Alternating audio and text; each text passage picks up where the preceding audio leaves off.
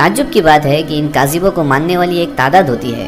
ہمیں ان کی عقلوں پر حیرانی ہوتی ہے کہ کیسے یہ جھوٹے لوگوں پر ایمان لاتے ہیں، جبکہ اللہ کے نبی صلی اللہ علیہ وسلم کے آخر نبی ہونے کی باتیں قرآن اور حدیث میں تواتر کے ساتھ موجود ہے۔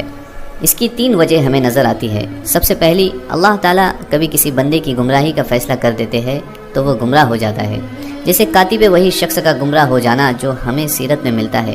یہ بڑی مثال ہے۔ اس لیے ہمیں ہر وقت اللہ تعالیٰ سے ہدایت کی دعا کرنی چاہیے، خصوصاً یہ دعا کا اہتمام کرے، ربنا لا تزغ قلوبنا بعد اذ هديتنا وهب لنا من لدنك رحمة انك انت الوهاب۔ دوسری وجہ، علم دین کا کم ہونا، مطلب قرآن اور حدیث کے علم کا کم ہونا، یہ ایک بڑا سبب ہے گمراہی کا۔ تیسری وجہ ان لوگوں میں پائی جاتی ہے جو بہت جلدی کسی سے متاثر ہوتے ہیں، کسی کی کوئی بات یا کرامات یا اس کی باتوں سے متاثر ہوتے ہیں، پھر علم کی کمی کی وجہ سے اس کی ہر بات کی اتباع کرتے ہیں، چاہے وہ حرام ہو یا حلال ہو۔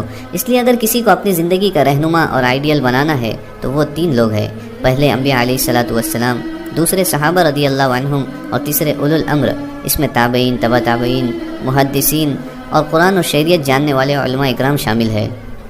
ایسے فتنوں سے بچنے کے لیے مسلمان کی جماعت کا ساتھ نہ چھوڑے، جمہور علماء کے ساتھ رہے۔